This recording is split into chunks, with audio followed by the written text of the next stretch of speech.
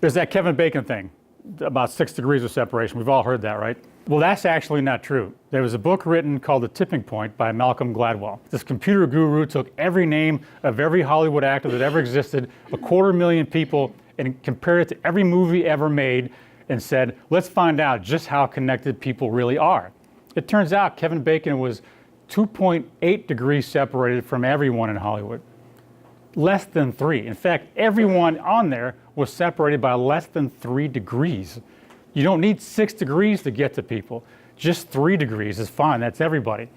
The interesting thing is that Martin Sheen was actually 650 points above Kevin Bacon, mainly because Martin Sheen had been around a while. Kevin Bacon was rather young and new, didn't do as many movies as Martin Sheen. But the thing I thought was interesting was John Wayne did 179 movies over 60 years. You would think he would be the most connected person in Hollywood because he's been in the business that long. He was not the most connected person in Hollywood, and I thought that was fascinating. He was up there like 116, but he was not the most connected person. This was the most connected person in Hollywood.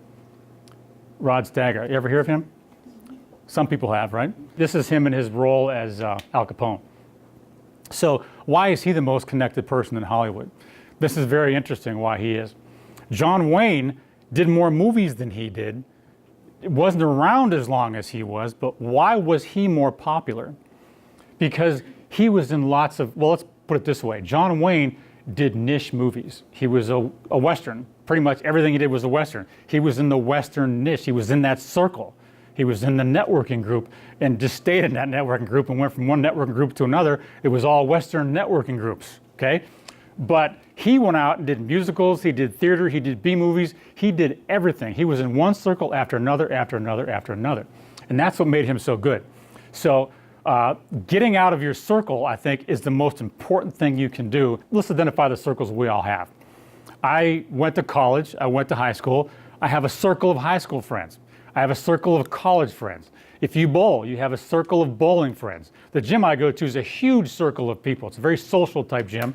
A ton of people, hundreds of people I know at that gym. Your church you go to is another social circle. Your in-laws, if you're married, is a social circle. So if you're on Facebook, you can see this. When someone sends you a friend request, you look, who do you know in common? And you know what group they're from. So the more you get around to different circles, you're doing well. Going around, I would call networking one circle. The North Hills Networking, I don't care what it is, Pittsburgh Social Exchange, whatever group it is, it's one circle. Don't think that's many different circles. You are not a hyper networker because you go to a lot of networking meetings.